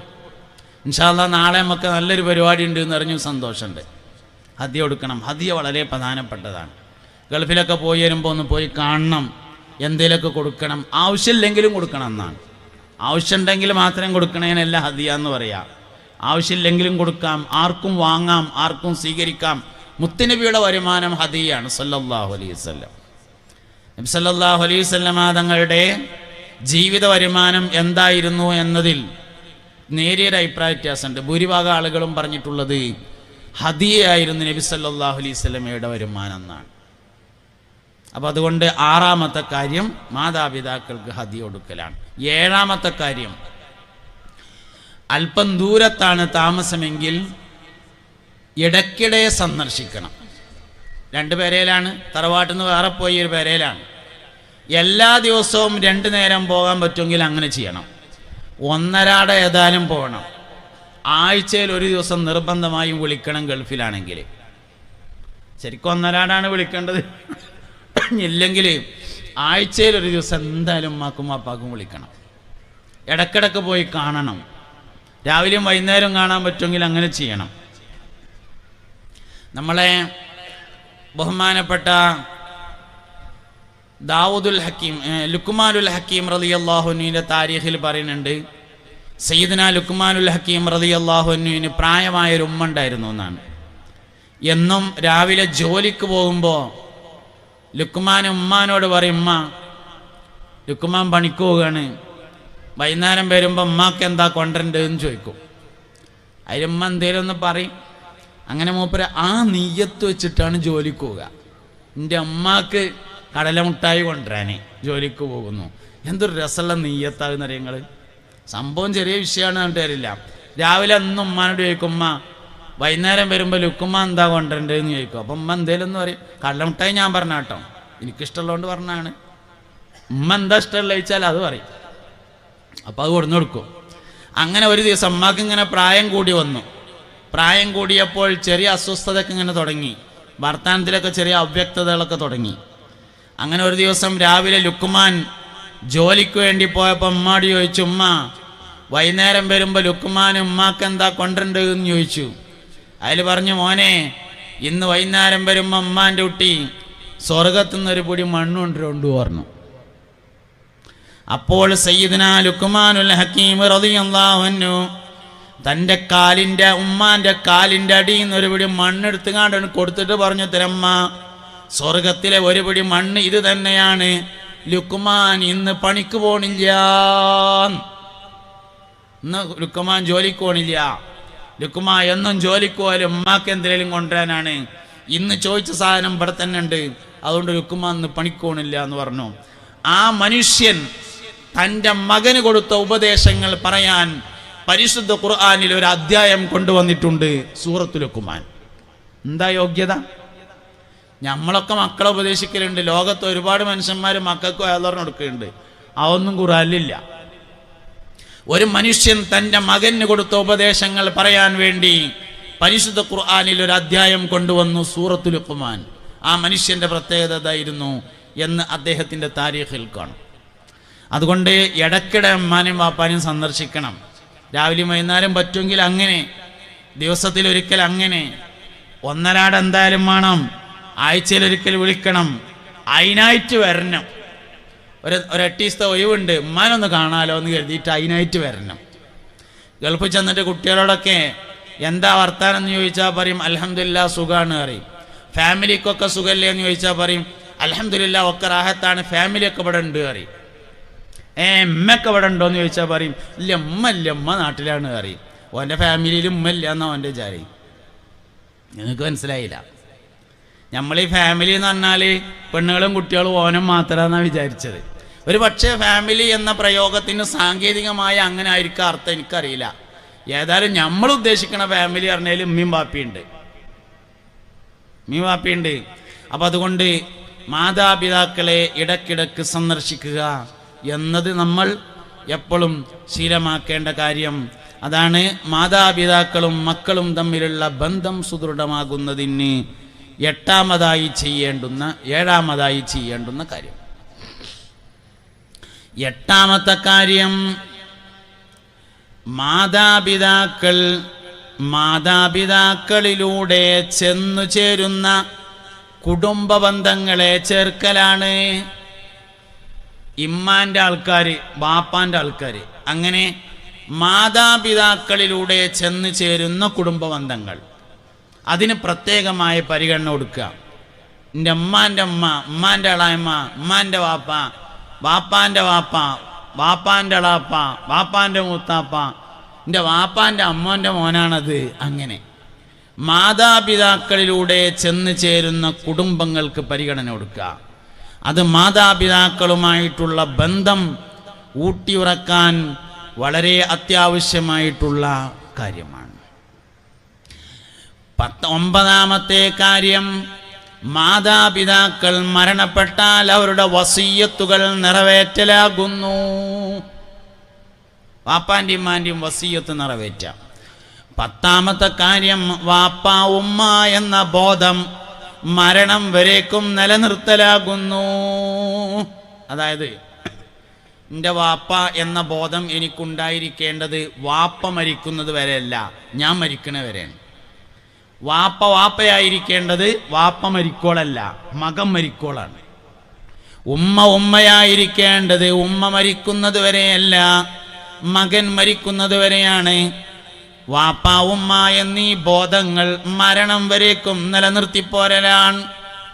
ഈ 10 കാര്യങ്ങൾ ജീവിതത്തിൽ സൂക്ഷിച്ചാൽ മാതാപിതാക്കളോടുള്ള ബന്ധം മക്കൾ കുറക്കും. അത് സ്വർഗത്തിലേക്കുള്ള വഴിയാണ്.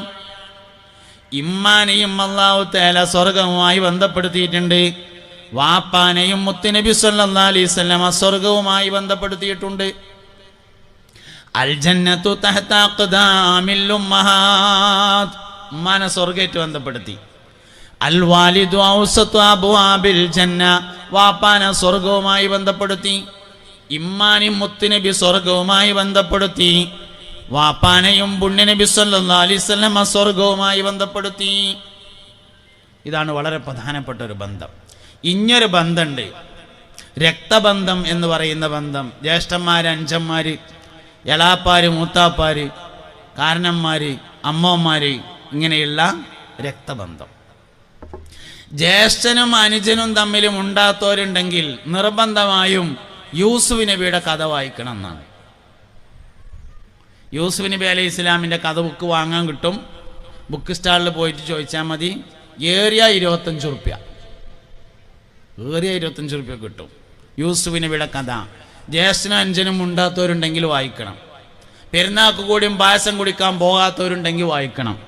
കല്യാണം പറഞ്ഞിട്ടുകൂടിയും പോകാൻ തോന്നാത്തവരുണ്ടെങ്കിൽ വായിക്കണം യൂസുഫ് നബിയുടെ കഥ. സയ്യിദുനാ യൂസുഫ് അലൈഹിസ്സലാമിനെ തൻ്റെ ജ്യേഷ്ഠന്മാര് കിണറ്റിൽ കൊണ്ടുപോയിട്ടത് കൊല്ലാൻ തന്നെയായിരുന്നു. വള്ളിമ്മക്കൂടെ കയറിയിട്ട് മിസ്രിൽ പോയിട്ട് രാജാവായിക്കോട്ടെ എന്ന് കരുതിയിട്ട് അവിടെ കൊണ്ടേയിരുത്തിയതല്ല, കൊല്ലട്ടെ തന്നെയാണ്. മരിച്ചു എന്ന് ഉറപ്പുവരുത്താൻ വേണ്ടി കിണറിലേക്ക് ഇട്ടതിന് ശേഷം അവരൊരു പാറക്കല്ല് മേലെയും കൂടി ഇട്ടിട്ടുണ്ടായിരുന്നു. സയ്യിദുനാ ജിബ്രീൽ അലൈഹിസ്സലാം കിണറിലുള്ളത് കൊണ്ട് സയ്യിദുനാ ജിബ്രീൽ അലൈഹിസ്സലാം തടുത്തതാണ്. കച്ചവടം കഴിഞ്ഞ് മടങ്ങുന്ന യാത്രക്കാര് വെള്ളം കോരാൻ വേണ്ടി ബക്കറ്റ് ഇറക്കിയപ്പോൾ യൂസുഫ് നബി അതിലൂടെ കയറി രക്ഷപ്പെട്ടതാണ്. അങ്ങനെ മിസ്റിലെത്തിയതും കാലങ്ങളോളം ജയിലിൽ കിടന്ന് രാജാവായതുമാണ്. ജ്യേഷ്ഠന്മാര് കൊണ്ടുപോയിട്ട് കൊല്ലാൻ തന്നെയായിരുന്നു. വാപ്പാനെ പറഞ്ഞ് പറ്റിച്ചിട്ട് കൊണ്ടുപോയി. പറ്റിച്ചു എന്ന് മാത്രല്ല, യൂസുഫ് മരിച്ചു എന്ന് വാപ്പാനെ ബോധ്യപ്പെടുത്താൻ വേണ്ടി ആടിനെ അറുത്ത് അതിൻ്റെ ചോര യൂസുഫിൻ്റെ തുണിയിലും കുപ്പായത്തിലും തേച്ചു. വസ്ത്രം അയച്ചിട്ടാണ് യൂസുഫ് നബിനെ അവർ കിണറ്റിക്കിട്ടത്. എന്നിട്ട് ആ തുണിമയും കുപ്പായത്തുമയും ആടിനെ അറുത്തിട്ട് ചോര തേച്ചിട്ട് യൂസുഫിനെ ചെന്നായ പിടിച്ചതാണെന്ന് വാപ്പാട് പോയി പറഞ്ഞു. അങ്ങനെ പ്ലാൻ ചെയ്ത് കൊല്ലാൻ വേണ്ടി ചെയ്ത തന്നെയാണ്. ആ ജ്യേഷ്ഠന്മാര് യൂസുഫ് നബി അലൈഹി ഇസ്ലാം മിസ്രിൽ രാജാവായിരിക്കുമ്പോൾ ഒരിക്കൽ മിസ്രിലേക്ക് വരുന്ന രംഗം യൂസുഫ് നബിയുടെ കഥയിലുണ്ട്. നഹ്നു നഖുസ്സു അലൈക അഹ്സനൽ ഖസസി ബിമാ ഔഹൈനാ, നബിയെ നിങ്ങൾക്ക് ഞാൻ വളരെ മനോഹരമായ ഒരു കഥ പറഞ്ഞു തരട്ടെയോ എന്ന് പരിശുദ്ധ ഖുർആൻ. യൂസുഫ് നബിയുടെ കഥ പറയാണ് അല്ലാഹു തആല ഖുർആനിൽ. ഇങ്ങനെ പറഞ്ഞിട്ടാ തുടങ്ങുന്നത്, നബിയെ നിങ്ങൾക്ക് ഞാൻ മനോഹരമായ ഒരു കഥ പറഞ്ഞു തരാം. നഹ്നു നഖുസ്സു അലൈക അഹ്സനൽ ഖസസ്. അഹ്സനുൽ ഖസസ് എന്ന് പറഞ്ഞാൽ മനോഹരമായ രസകരമായ കഥ പറഞ്ഞു തരാം. എന്നിട്ട് ആ കഥ പറഞ്ഞു. യൂസുഫ് നബി അലൈഹി ഇസ്ലാമിനെ കിണറ്റിലിട്ട ജ്യേഷ്ഠന്മാര് മഹാനായ യൂസുഫ് നബി മിസ്രിലെ രാജാവായിരിക്കുമ്പോൾ ഒരിക്കൽ കാണാൻ വേണ്ടി വന്നു. കിണറ്റിലിട്ട ജ്യേഷ്ഠന്മാര് വന്ന ദിവസം സയ്യിദുനാ യൂസുഫ് അലൈഹിസ്സലാം തൻ്റെ രാജസിംഹാസനത്തിൽ ഇരുന്നില്ല. ജ്യേഷ്ഠന്മാരെ ബഹുമാനിച്ചിട്ട്. ഏത് ജ്യേഷ്ഠന്മാര്? കിണറ്റിക്കിട്ടവര്. അതിനത്രയൊന്നും നമ്മളോട് ചെയ്തിട്ടില്ലല്ലോ. എന്നിട്ടെന്താ പെരുന്നാൾക്ക് പോയി പായസം കുടിക്കാത്തത്? കിണറ്റിക്കൊന്നിട്ടില്ലല്ലോ കൊല്ലാൻ വേണ്ടിയിട്ട്. എന്നിട്ട് എന്താ പെരുന്നാൾക്ക് പോയി പായസം കുടിക്കാത്തത്? അതുകൊണ്ട് കുടിക്കാൻ പോകാൻ തോന്നോളം യൂസുഫ് നബിയുടെ കഥ വായിക്കണം. ബുക്ക് വിലക്ക് വാങ്ങിക്കോളി, എന്നാലേ വായിച്ചാൻ പറ്റുള്ളൂ. ഒരു വട്ടം വായിച്ചാലൊന്നും ചിലപ്പോൾ നടന്നോണമെന്നില്ല. വായിക്കന്നെ അവസാനം കുറേണ്ട് വായിക്കുമ്പോൾ തോന്നുന്നു അപ്പം പോകും തന്നെ. ഒന്നും വിചാരിക്കണ്ട എന്ന് പോയി അസ്സലാമു അലൈക്കും ഒന്നും വിചാരിക്കണ്ട കേട്ടോ എന്ന് പോയി പറഞ്ഞാൽ മതി, വേറെ കുഴപ്പമില്ല. ജ്യേഷ്ഠനും അഞ്ജനും ഉണ്ടാത്തവരുണ്ടെങ്കിൽ യൂസുഫ് നബിനെ വായിക്കണം അലൈഹിസ്സലാം. നൈൽ നദിയുടെ മറുകരയിൽ താമസിക്കുന്ന ആൾക്കാർ ഒരു ദിവസം മൂപ്പരോട് വന്നിട്ട് പറഞ്ഞു, നിങ്ങൾ കുറച്ചാൽ ഞങ്ങളെ നാട്ടിലൊന്ന് വന്ന് പാർക്കുമെന്ന് ചോദിച്ചു. യൂസുഫ് നബി ചോദിച്ചു, അപ്പോൾ എന്തിനാ നിങ്ങളെ നാട്ടിൽ പാർക്കണമെന്ന് ചോദിച്ചു. അല്ല, നിങ്ങളവിടെ വന്ന് കുറച്ചാലും പാർത്താൽ അവിടെ എല്ലാവർക്കും നല്ലോണം പൈസ ഉണ്ടാവും എന്നാണ് ഞങ്ങളെ വിചാരം എന്ന് പറഞ്ഞു. മൂപ്പര് പറഞ്ഞു, എന്നെക്കൊണ്ട് അങ്ങനെ ഒരു കാര്യം ഉണ്ടെങ്കിൽ ആയിക്കോട്ടെ ഞാൻ വരാറുന്നു. അങ്ങനെ പോയി പാർത്തു. ഓൽക്ക് പൈസ ഉണ്ടായി. നൈലിൻ്റെ മറുകരയിലുള്ള ആളുകൾക്ക് മടങ്ങിപ്പോരുന്നതിൻ്റെ മുമ്പാണ് സയ്യിദുനാ യൂസുഫ് അലൈഹി ഇസ്ലാം നൈലിൻ്റെ മറുകരയിൽ വെച്ചാണ് വഫാത്തായിട്ടുള്ളത്. എന്താ പ്രത്യേകത? കിണറ്റിക്കിട്ട കാരണന്മാർ വന്നന്ന് മൂപ്പര് കസാലയിൽ ഇരുന്നില്ല എന്നുള്ളത് തന്നെ. സയ്യിദുനാ യൂസുഫ് അലൈഹിസ്സലാം തന്നെ സംഗതി. അതുകൊണ്ട് ബന്ധങ്ങൾക്ക് വലിയ പ്രാധാന്യം കൊടുക്കണം. രക്തബന്ധം വളരെ പ്രധാനപ്പെട്ടതാണ്. എല്ലാ ബന്ധവും അങ്ങനെ തന്നെയാണ്. അയൽപക്ക ബന്ധം. മുസ്തഫ നബി സല്ലല്ലാഹു അലൈഹി വസല്ലം അയൽവാസികളെ പറ്റിയിട്ട് ഇങ്ങനെ പറഞ്ഞ് അവസാനം അയൽവാസികൾക്ക് സമ്പത്തിൽ അനന്തരം നൽകണമെന്ന് നബി തങ്ങൾ പറയുമോ എന്ന് ഞങ്ങൾക്ക് തോന്നി എന്ന് സ്വഹാബത്ത് റളിയല്ലാഹു അൻഹു. ഗുരുശിഷ്യ ബന്ധം വളരെ പ്രധാനപ്പെട്ടതാണ്. എല്ലാ ബന്ധവും അങ്ങനെ തന്നെ. ബഹുമാനപ്പെട്ട സയ്യിദുനാ അബൂ ഹനീഫത്ത് നുഅ്മാൻ റളിയല്ലാഹു അൻഹു, 4 മദ്ഹബിൽ ഒന്നിൻ്റെ ഇമാമായ ഇമാം അബൂ ഹനീഫ റളിയല്ലാഹു അൻഹു, സയ്യിദുനാ അബൂ ഹനീഫത്ത് അൽ കൂഫി റളിയല്ലാഹു അൻഹു തൻ്റെ ഉസ്താദിൻ്റെ വീടിന് നേരെ കാൽ നീട്ടിയിരുന്നില്ല എന്നാണ്. ഉസ്താദിൻ്റെ പേരൻ്റെ നേരെ, ഉസ്താദിൻ്റെ നേരല്ല. മഹാനായ അബൂ ഹനീഫ ഇമാമിൻ്റെ വീട് കഴിഞ്ഞിട്ട് 7 വീടുകൾക്കപ്പുറത്തായിരുന്നു ഉസ്താദിൻ്റെ വീടുണ്ടായിരുന്നത്. മൂപ്പര പെരയിലിരുന്നിട്ട് ഉസ്താദിൻ്റെ പേരൻ്റെ നേരക്ക് കാല് കിട്ടിയിരുന്നില്ല സയ്യിദുനാ അബൂ ഹനീഫ റളിയല്ലാഹു അൻഹു. എന്തുകൊണ്ടേ ഓലൊക്കെ വലുതായത്? എന്തുകൊണ്ടേ ഓല് വലിയ ആൾക്കാരായത്? ഇങ്ങനത്തെ കാര്യങ്ങൾ കൊണ്ടാണ് വലുതായത്. അതുകൊണ്ട് ഗുരുശിഷ്യ ബന്ധം വളരെ പ്രധാനപ്പെട്ടതാണ്. എല്ലാ ബന്ധങ്ങൾക്കും വലിയ പ്രാധാന്യം നൽകണം. സ്വർഗാവകാശികൾ പരസ്പരം ബന്ധമാണെന്നാണ്. മകനായതുകൊണ്ട് ബന്ധു ആവൂല എന്ന് ഖുർആനിലുണ്ട്. മകനായതുകൊണ്ട് ബന്ധു ആവൂല.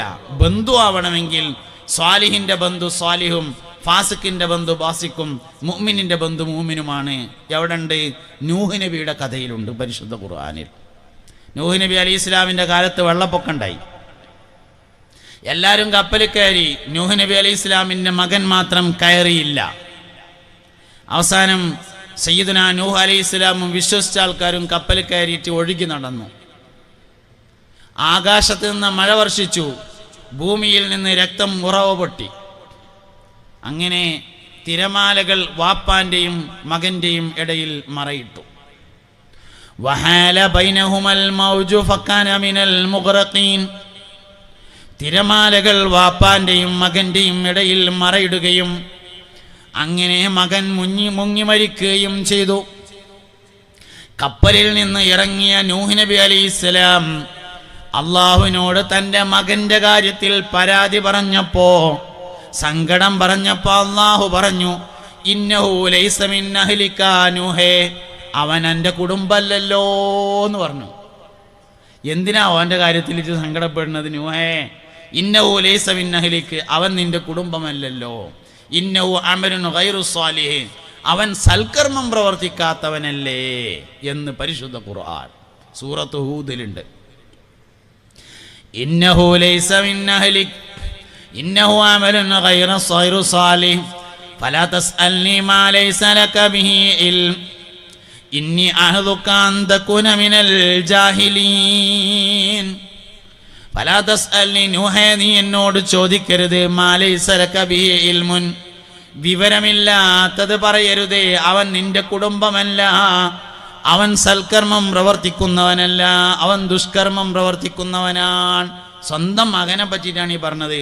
ഓ എൻ്റെ കുടുംബക്കാരനല്ല, ഓ സൽക്കർമ്മം ചെയ്യുന്ന ആളല്ലല്ലോ. സ്വാലിഹിൻ്റെ ബന്ധം സ്വാലിഹിനേറ്റാണ്. സ്വർഗത്തിലേക്ക് ഒറ്റക്ക് പോകാൻ കഴിയൂല എന്നാണ്. സ്വർഗത്തിലേക്ക് കൂട്ടമാണ്. ഒറ്റക്ക് നരകത്തേക്ക് പോകാൻ കഴിയും, സ്വർഗത്തിലേക്ക് കൂട്ടാണ്. പരിശുദ്ധ ഖുർആനിൽ വൽ ഫജ്രി സൂറത്തിന്റെ അവസാനമുണ്ട്, ഫദ്ഖുലി ഫീ ഇബാദി വദ്ഖുലി ജന്നതി. വെയിലത്തൊന്ന് മാറിയിരിക്കും, ഇങ്ങോട്ട് ആ കസാല എടുത്ത് കണ്ടിട്ടിരിക്കും. ആടിട്ടോ.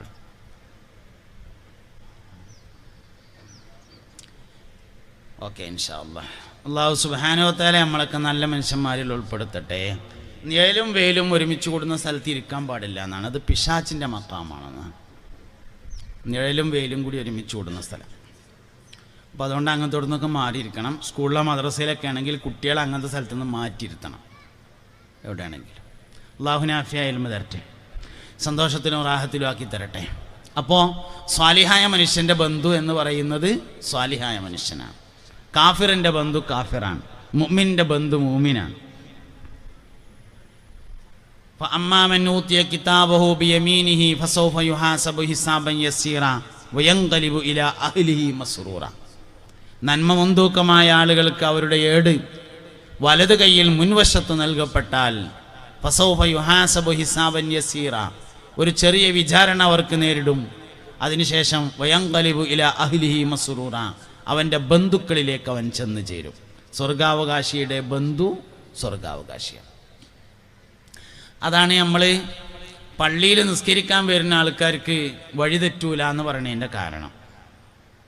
ഇന്നസ്സലാത്ത തൻഹ അനിൽ ഫഹ്ശാഇ വൽ മുങ്കർ, തീർച്ചയായും നിസ്കാരം ഫഹ്ശാ മുങ്കറിനെ തൊട്ട് തടയും എന്ന് പറയാൻ കാരണം, പള്ളിയിൽ ജമാഅത്തിന് പങ്കെടുക്കുന്ന ഒരാളാണെന്ന് വിചാരിക്കുക. ആ ജമാഅത്തിന് കുറേ ആൾക്കാരുണ്ടാവും എങ്കിൽ ആ പള്ളിയിൽ ജമാഅത്തിന് വരുന്ന മറ്റാളുകൾ മോശപ്പെട്ട കാര്യങ്ങൾ ചെയ്യുന്നതിനെ തൊട്ട് അവനെ തടഞ്ഞു നിർത്തും. തടഞ്ഞു നിർത്തുക എന്ന് പറഞ്ഞാൽ വടിയച്ചാണ് തടുക്കുക എന്നല്ല, ഓന് കഴിയൂല. അതാണ്, ഓനതിന് കഴിയൂല. അതുകൊണ്ട് അതിനൊക്കെ വലിയ പ്രാധാന്യങ്ങളെ നമ്മൾ നൽകേണ്ടതുണ്ട്. ഗുരുശിഷ്യ ബന്ധത്തിന് വലിയ പ്രാധാന്യം കൊടുക്കണം. ഇതുപോലെ തന്നെയാണ് വൈവാഹിക ബന്ധങ്ങൾക്കും വലിയ പ്രാധാന്യം കൊടുക്കണം. എല്ലാ ബന്ധങ്ങളും, അയൽപക്ക ബന്ധങ്ങൾ, സൗഹൃദങ്ങൾ എന്നിവകൾക്കൊക്കെ വലിയ പ്രാധാന്യം കൊടുത്ത്, ഇതൊക്കെ തന്നെയാണ് ശരിക്കും കുടുംബം എന്ന് പറയുന്നത്. ഇനി നമ്മൾ സാധാരണ കുടുംബം എന്ന് പറയുന്നത് അഹ്ല് എന്നതിനാണ്. കു അംഫുസക്കും വ അഹ്ലീക്കും നാറ എന്ന് പറഞ്ഞ അഹ്ല്, അതിൽ വരുന്നത് ഭാര്യയും മക്കളും ഭർത്താവും. നിങ്ങൾ അതിൽ ഒന്നാമത് വരിക ഭാര്യയും ഭർത്താവുമാണ്. അതായത് സ്വർഗത്തിലെല്ലാവരും ഭാര്യയും ഭർത്താവുമായിട്ടാണ് കഴിയുക. മക്കളുണ്ടാവില്ല എന്നാണ്. മക്കള് വേറെ ആയിരിക്കും. പെൺകുട്ടികളൊക്കെ ഓലെ പുതിയാപ്പൻ്റെ ഒപ്പം കെട്ടിച്ചോടുത്ത്, ആൺകുട്ടികളൊപ്പം ഒക്കെ ഓലെ പെണ്ണുങ്ങളൊപ്പം ഒക്കെ വേറെയാണ്. ഭാര്യയും ഭർത്താവുമായിട്ടാണ്. എവിടെ ഉണ്ട്? സൂറത്തു യാസീനിലുണ്ട്. ഹും വ അസ്വാജുഹും ഫീ ദിലാലിൻ അലൽ അറായിക്കി മുത്തക്കിഊൻ. അവരും അവരുടെ ഇണകളും സ്വർഗത്തിലെ മരത്തിൻ്റെ താഴ്ഭാഗത്ത് ചാരുകട്ടിലിൽ ചെരിഞ്ഞിരിക്കുന്നതാണ് എന്ന് പറഞ്ഞിട്ടുണ്ട്. അപ്പോൾ സ്വർഗത്തിൽ ഭാര്യയും ഭർത്താവുമാണ്. അതാണ് അഹ്ലി എന്നതിൻ്റെ ഒന്നാമത്തെ അർത്ഥം. അപ്പം അതുകൊണ്ട് എല്ലാവരും തൻ്റെ അഹ്ലിനെ സംരക്ഷിക്കണം നരകത്തെ തൊട്ട് എന്ന് പറഞ്ഞതിന് ഒന്നാമത് നൽകിയിട്ടുള്ള അർത്ഥം ഭാര്യ ഭർത്താവിനെയും ഭർത്താവ് ഭാര്യയെയും നരകത്തെ തൊട്ട് സംരക്ഷിക്കണം എന്നാണ്. ഈ ബോധത്തിൽ നിന്ന് കുറേ കാര്യങ്ങൾ ഉണ്ടാവുന്നതാണ്. ഭർത്താവ് സുബഹിക്ക് നീച്ചില്ലെങ്കിൽ ഭാര്യയ്ക്ക് സങ്കടം വരും. ഒരു വക്ത് നിസ്കാരം നഷ്ടപ്പെട്ടാൽ അതിൻ്റെ പേരിൽ 50,000, വേറെ അഭിപ്രായത്തിൽ 80,000 കൊല്ലം പരസ്പരം കാണാതിരിക്കേണ്ടി വരുമെന്നാണ്. ഭാര്യൻ്റെ ഒരു നിസ്കാരം നഷ്ടപ്പെട്ടു സുബഹി, എന്നാൽ ഭാര്യയും ഭർത്താവും ഒരു വക്ത് നിസ്കാരത്തിൻ്റെ പേരിൽ 50,000 കൊല്ലം മഹ്ശറയിൽ കാണാതിരിക്കുമെന്നാണ്. 5 കൊല്ലം കാണാതിരിക്കാൻ പറ്റാത്തതുകൊണ്ടാണ് ഫാമിലീസ് എടുത്ത് കൊണ്ടുപോകുന്നത്. അങ്ങനത്തെ ആൾക്കാർ 50,000 കൊല്ലം കാണാതിരിക്കേണ്ടി വരും. അപ്പം നമുക്ക് സങ്കടം വരും, പഠിച്ചോനെ അങ്ങനെ ഉണ്ട്. അപ്പോൾ വിളിക്കാൻ തോന്നും. ഇന്നിപ്പോൾ പെരയിൽ എന്താ വെച്ചാൽ കാരണന്മാരൊക്കെ സുബഹിക്ക് നീച്ചും, പക്ഷേ ഇളകോതെ നീച്ച് ലൈറ്റിടോതെ പള്ളിയൊക്കെ പോയി അങ്ങനെയൊന്നും ചെയ്യണ്ട. Bank കൊടുക്കണവരെയൊക്കെ okay. തഹജ്ജുദിൻ്റെ നേരത്തൊക്കെ പിന്നെ ഇനിയിപ്പോൾ എല്ലാവരും കൂടി വിളിച്ചോണ്ടണ്ട. ബാങ്ക് കൊടുത്താൽ വിളിക്കണം, എല്ലാ ലൈറ്റും ഇടണം, വിളിക്കണം. അങ്ങനത്തെ ശീലം കൊണ്ടുവരണം. ഒക്കെ തന്നെ നല്ല പ്രധാനപ്പെട്ട കാര്യങ്ങൾ.